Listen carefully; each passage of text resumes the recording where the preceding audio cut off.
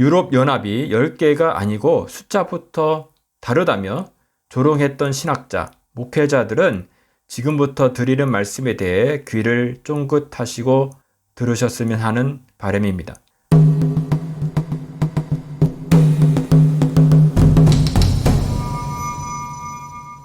적그리스도 관련 두 번째 영상을 시작하기 전 잠시 나누고 싶은 말씀이 있습니다.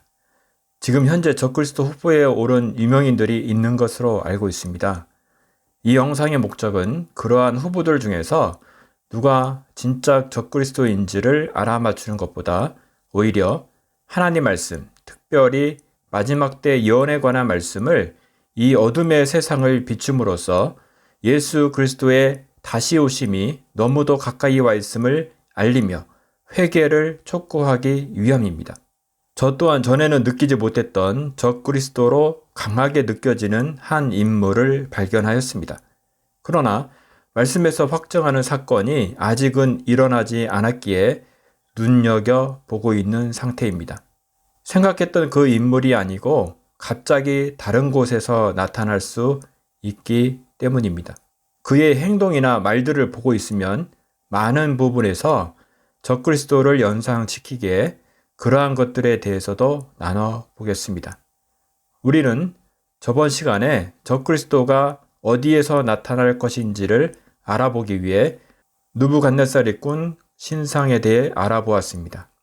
종아리 부분인 로마는 철로 이루어졌었는데 다른 제국과는 다르게 다음 제국인 발과 발가락 시대에도 철이 연이어 나타난다는 것이었습니다.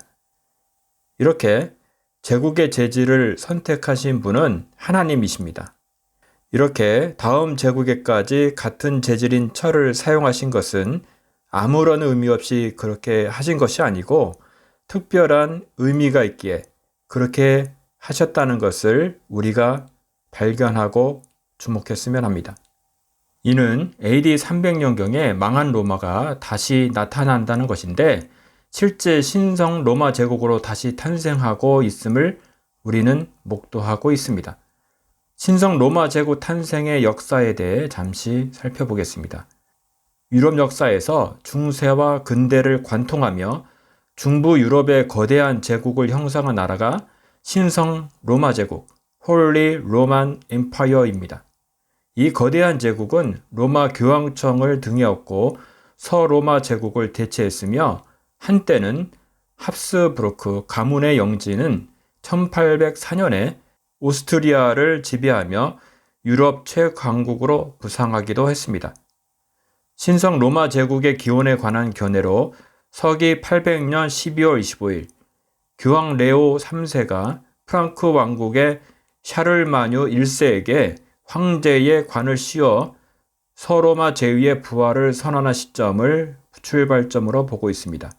신성 로마 제국을 얘기할 때 샤를마뉴 대제를 언급하지 않을 수 없습니다. 476년 서로마 제국의 명줄이 끊어진 후 중부 유럽은 주인이 없는 국가와도 같았습니다. 게르만 민족의 각 종족들이 서로 힘의 대결을 펼치며 영토 전쟁을 벌였었습니다. 대혼란의 시기가 지나 서서히 새로운 실력자가 등장했는데 그것은 프랑크의 왕국이었습니다. 라인강 하류에 정착하게 된 프랑크족은 갈리아로 불리는 프랑스 일대로 세력을 넓혔고 5세기 말에 프랑크 왕국을 건설하고 샤를마뉴 대제 때 영토를 확장해 지금의 프랑스, 독일, 이탈리아, 베네룩스 3국을 차지하며 광대한 제국을 건설했습니다. 그러나 말년에는 신성하지도 않고 로마도 아니고 제국도 아닌 것으로 전락하게 되었는데 프랑스 나폴레옹에 의해 1806년에 해체하게 됩니다. 히틀러 또한 신성 로마 제국을 재건하려 했으나 실패하였습니다. 그렇다면 철의 로마가 다시 부활한다는 예언이 틀린 것일까요? 그러나 새로운 변화들이 일어나기 시작했습니다. 1957년에 우리끼리 싸우는 일을 그만하자며 유럽 6개 나라가 연합하여 경제 공동체를 이루기 시작을 했는데 너무 성공적으로 잘 되게 되었습니다. 1992년 모든 관세가 철폐가 되고 진정한 시장 공동체가 만들어진 이후 그들은 정치적 연합을 원하기 시작했습니다. 같은 해 2월 7일 네덜란드 마스트리우트에서 유럽 공동체 가입국이 서명하고 1993년 11월 1일부터 발효한 조약으로 유럽 연합의 기초가 되는 조약을 맺었던 것입니다. 그들은 궁극적으로 공통의 화폐, 공통의 통치자 헌법을 원했습니다. 결국 1999년 유로라는 공통의 화폐를 시행하는 데 성공하였으나 유럽 헌법은 2005년 프랑스와 네덜란드 국민투표에서 부결되어 헌법이 아닌 조약의 형태로 시작하게 되었는데 그것이 2009년 발효된 리스본 조약인 것입니다. 이런 역사를 보고 있자고 하면 뭉쳐서 잘 됐듯 하지만 쉽게 잘 되지 않는 철과 흙의 모습을 보는 듯 하기도 합니다. 이로써 신성 로마 제국이 부활했다고 볼 수 있을까요?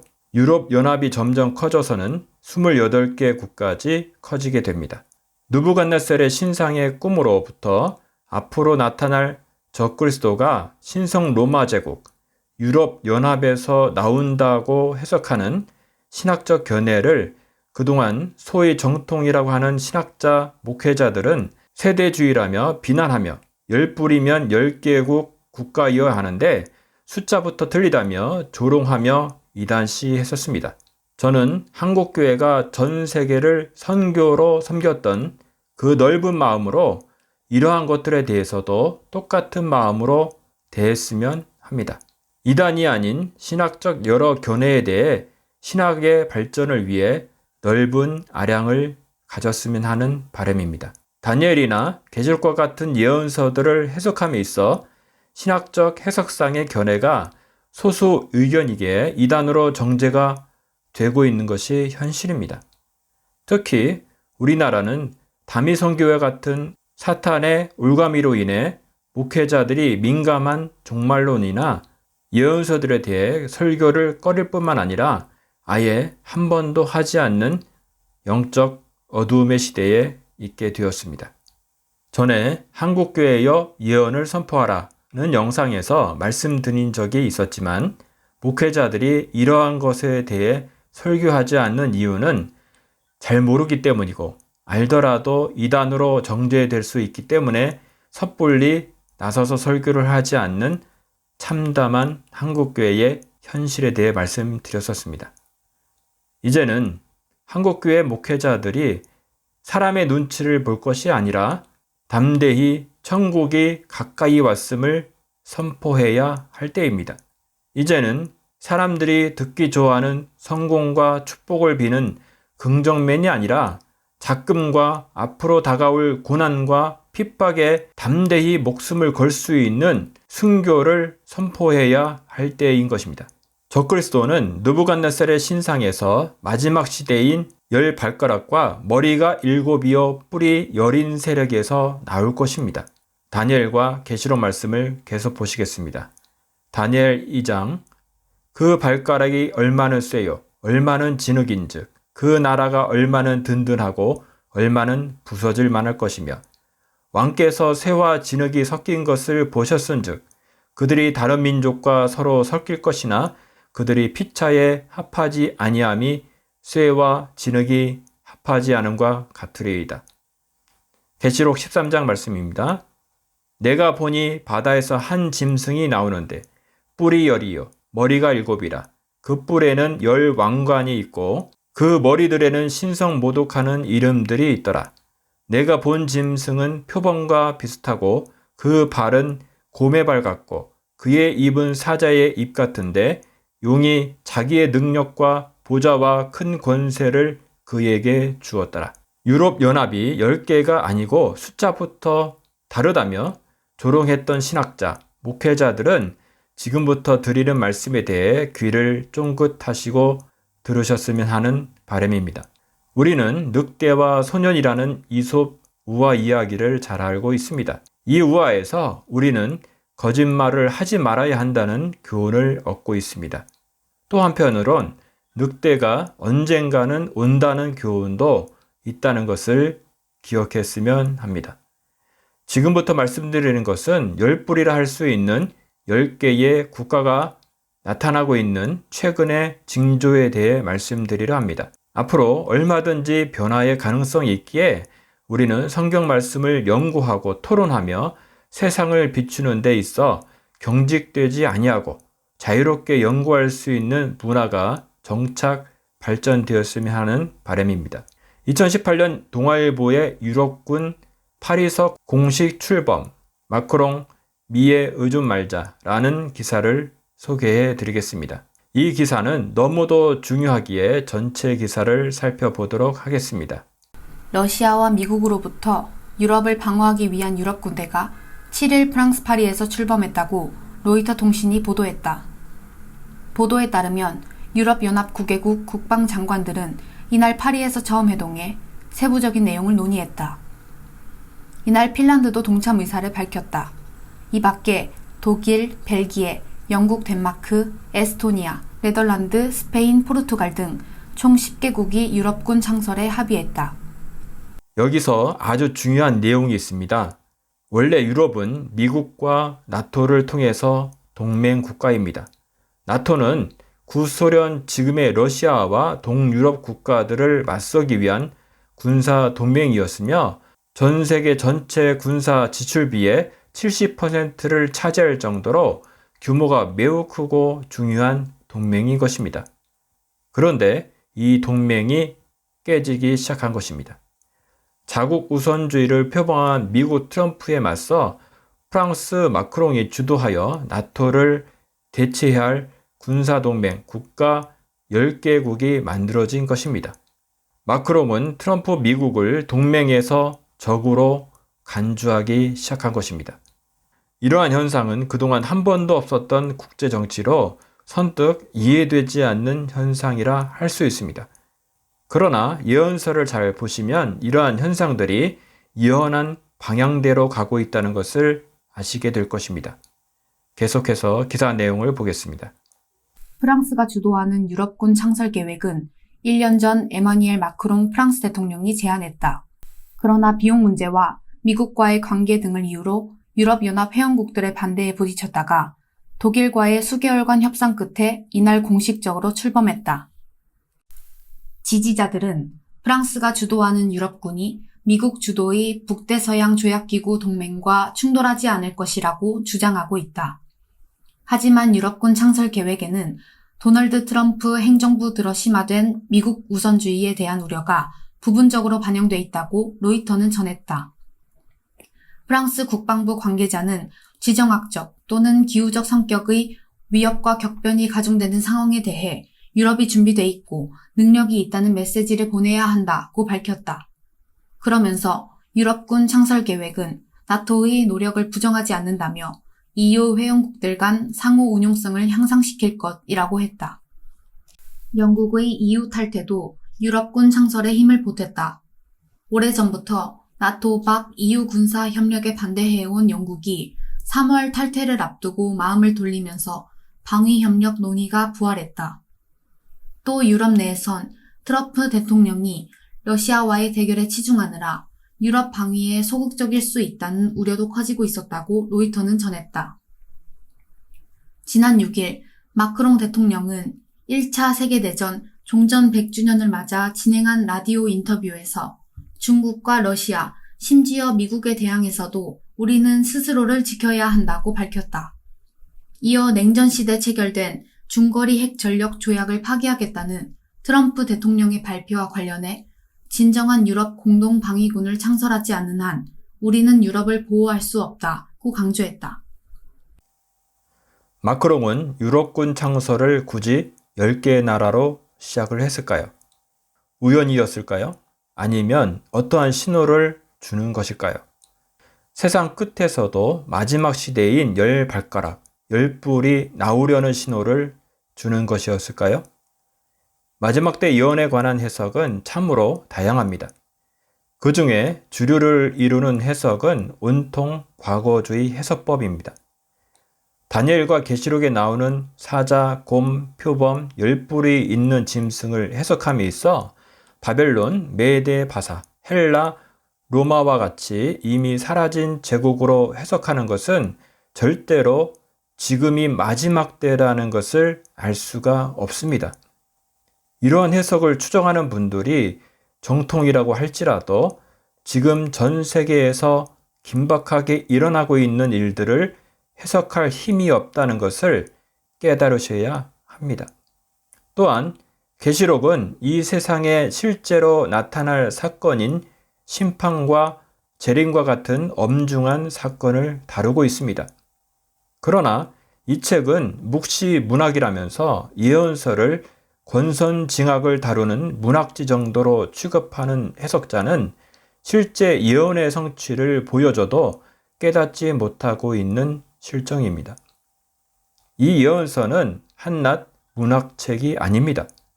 어두운 곳을 비추는 등불과 같은 것이며 역사 가운데 현재 내가 어디에 서 있는지를 밝히 알 수 있도록 하는 하나님의 말씀인 것입니다. 현재 정통주의자들의 해석은 해석이 어렵고 난해한 것은 실제 세계가 아닌 영적인 것으로 해석을 하며 실제 이 땅에서 나타날 나라로 해석하는 것은 세대주의라며 비난하고 있습니다. 말이 좋아 영적인 것이지 해석이 어렵거나 잘 모르는 것은 솔직히 모른다고 할 수 있는 솔직함이 없기 때문이라고 생각이 됩니다. 세계적으로 유명하지만 소수의 해석법을 제시하는 신학자는 잘 모르는 것은 모른다고 솔직히 답을 하고 있습니다. 그러나 아는 것은 사람의 시선을 의식치 않고 담대히 선포하고 있습니다. 또한 해석한 방향대로 실제 세상이 움직이고 있으며 특정 사건들이 실제로 일어나고 있습니다. 이처럼 해석한 내용이 실제 이 땅에서 나타나고 있다면 자신의 해석법만을 고집하지 말고 이러한 내용에 귀를 기울여야 하며 자신의 성도들에게도 올바른 것을 가르쳐야 할 것입니다. 계시록 13장은 앞으로 나타날 세계 단일 정부에 대해 설명하고 있는 장입니다. 그런데 이러한 세계 단일 정부가 상상 속의 일이거나 손에 잡히지 않는 영적인 일이 단연코 아닌 것입니다. 계시록 13장 말씀입니다. 내가 보니 바다에서 한 짐승이 나오는데 뿔이 10이요 머리가 7이라 그 뿔에는 10 왕관이 있고 그 머리들에는 신성모독하는 이름들이 있더라. 내가 본 짐승은 표범과 비슷하고 그 발은 곰의 발 같고 그 입은 사자의 입 같은데 용이 자기의 능력과 보좌와 큰 권세를 그에게 주었더라. 여기서 기사 하나를 더 보도록 하겠습니다. 2019년 8월 연합뉴스 기사로 마크롱, 푸틴, 파리서 단독회담, 주요 분쟁 출구 전략 모색이라는 제목의 기사 내용입니다. 가장 주목되는 주요 현안은 우크라이나 문제다. 프랑스는 러시아와 우크라이나의 분쟁에서 중재역을 자처하며 해법을 모색해왔다. 이번 회담에서는 우크라이나의 볼로디미르 젤렌스키 대통령이 러시아와의 분쟁 출구 모색을 위해 계속 추진하자고 주장해온 러시아, 우크라이나, 프랑스, 독일의 사자회담 등 다양한 해법들이 논의될 것으로 보인다. 마크롱 역시 우크라이나 문제와 관련해 러시아와 허심탄회하게 대화의 창구를 열어놓는 것이 중요하다는 입장을 보여왔다. 이번 정상회담에서 러시아 측은 2014년 크림반도 병합 이후 급속도로 냉랭해진 EU와의 관계를 개선하는 방안을 집중적으로 타진할 것으로 보인다. 크림반도는 우크라이나의 남쪽 흑해로 돌출해 있는 반도로 본래 러시아 영토였다가 1954년 우크라이나에 편입됐지만 2014년 러시아가 또다시 강제 병합했다. 미국과 유럽연합 등 서방은 이를 불법으로 규정하고 러시아에 각종 제재를 부과해왔다. 그러나 러시아와 EU의 관계는 최근 들어 조금씩 개선되는 흐름을 타고 있다. 범유럽 인권기구인 유럽평의회의 의회협의체가 지난 6월 러시아를 5년 만에 복귀시키기로 한 것이 그 대표적 사례다. 이 결정에는 러시아와 어떤 식으로든 관계 개선이 필요하다고 보는 마크롱 대통령의 영향력이 크게 작용했다는 것이 대체적인 평가다. 유럽의 적군인 러시아를 마크롱이 유럽 편으로 끌어들이는 현상이 이해하기 힘들 수도 있지만 다니엘서와 계시록에 있는 짐승에 관한 환상을 이해하신다면 지금의 현상이 왜 일어나고 있는지 이해하실 수 있을 것입니다. 계시록과 같은 예언서는 이 세상의 마지막 때에 관해 기록한 책으로 알고 있습니다. 말씀에 나오는 제국을 해석할 때 이미 지나가 버린 과거의 국가로 해석하는 것은 틀린 해석입니다. 재림 사건이 없었기 때문입니다. 과거로 해석한 것이 틀렸다면 우리가 살고 있는 이 시대가 마지막 시대이거나 앞으로 다가올 몇백 년 또는 수천 년 후에 마지막 시대가 될 가능성이 있습니다. 앞으로 미래에 있을 국가들이 현재의 국가가 망하지 않고 존속할지에 대해서는 우리가 알 수 없기에 미래에 대해서는 논하는 것 자체가 무의미하다 할 수 있습니다. 그렇다면 우리가 살고 있는 이 시대가 마지막 시대일 수 있다는 가정을 할 수 있습니다. 마지막 시대를 할 수 있는 이 시대를 이해하기 위해서는 다니엘서의 네 짐승에 관한 환상부터 이해할 수 있어야 합니다. 사자, 곰, 표범, 무서운 짐승이 하나씩 나타났다 사라지는 순차적으로 바벨론부터 로마까지 해석한 과거주의 해석은 잘못되었습니다. 다니엘이 본 네 짐승은 마지막 시대, 순차적으로 나타날 나라가 아니라 동시대에 있을 네 나라를 상징합니다. 다니엘 7장 말씀입니다. 바벨론 벨사살 왕 원년에 다니엘이 그의 침상에서 꿈을 꾸며 머릿속으로 환상을 받고 그 꿈을 기록하며 그 일의 대략을 진술하니라. 다니엘이 진술하여 이르되 내가 밤에 환상을 보았는데 하늘에 네 바람이 큰 바다로 몰려 불더니 큰 짐승 넷이 바다에서 나왔는데 그 모양이 각각 다르더라. 첫째는 사자와 같은데 독수리의 날개가 있더니 내가 보는 중에 그 날개가 뽑혔고 또 땅에서 들려서 사람처럼 두 발로 서게 함을 받았으며 또 사람의 마음을 받았더라.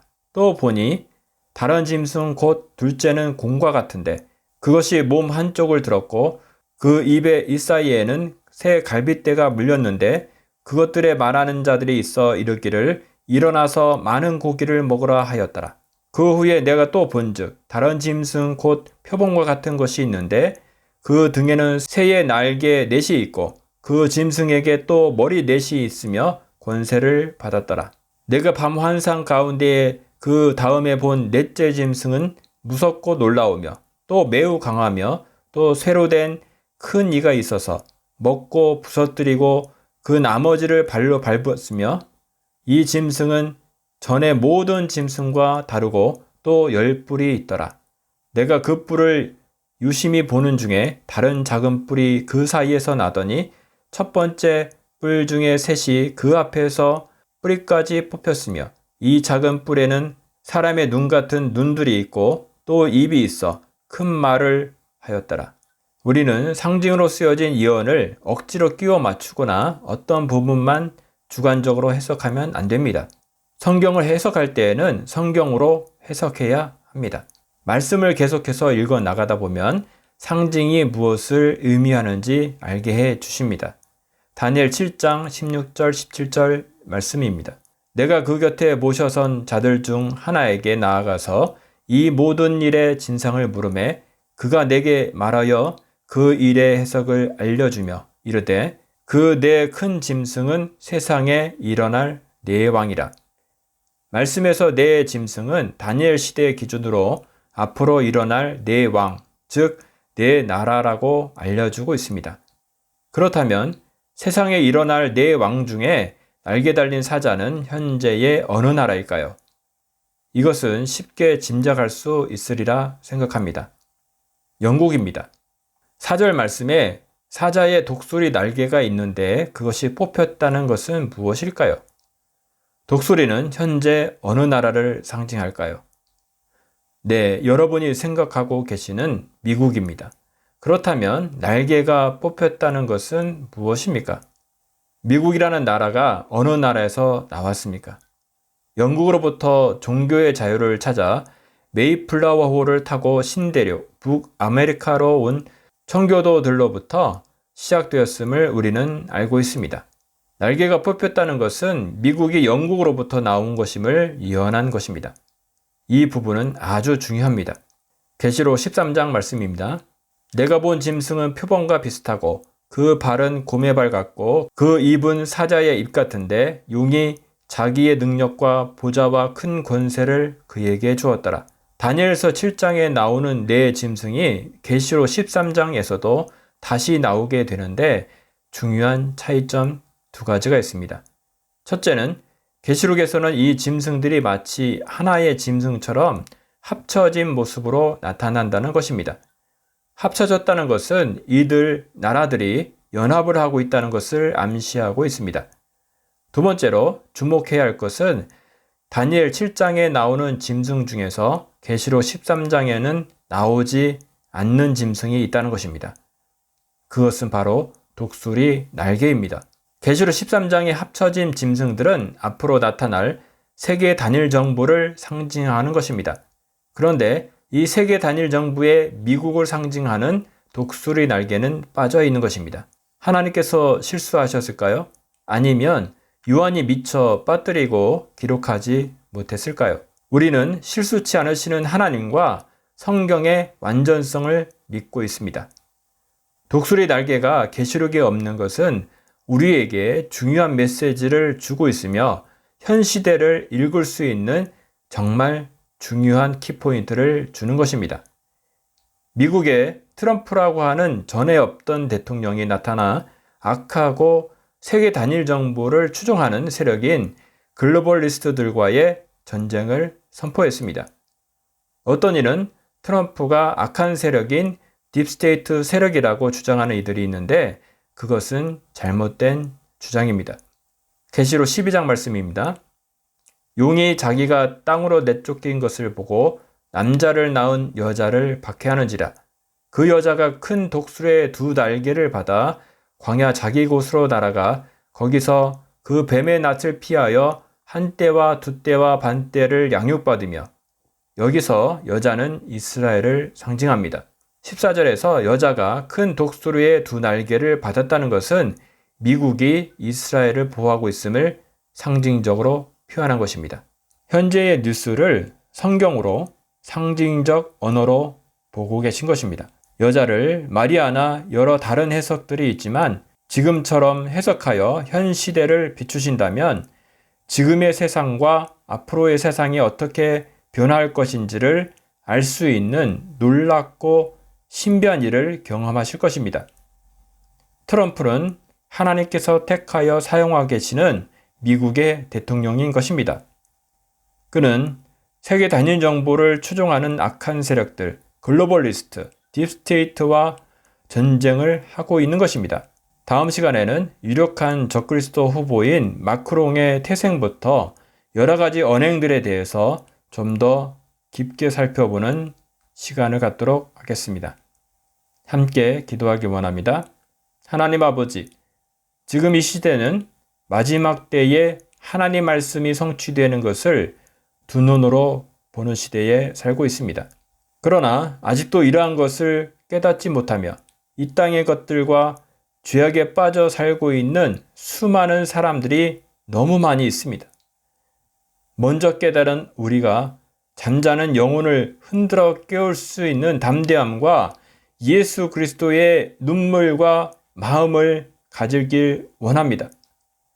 앞으로 마지막 때에 있을 놀라운 부흥을 준비할 수 있도록 우리를 훈련시키시며 연결시키시며 사용하여 주시옵소서.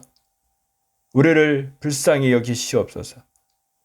우리를 긍휼히 여기시옵소서. 예수님의 이름으로 기도하였습니다. 아멘.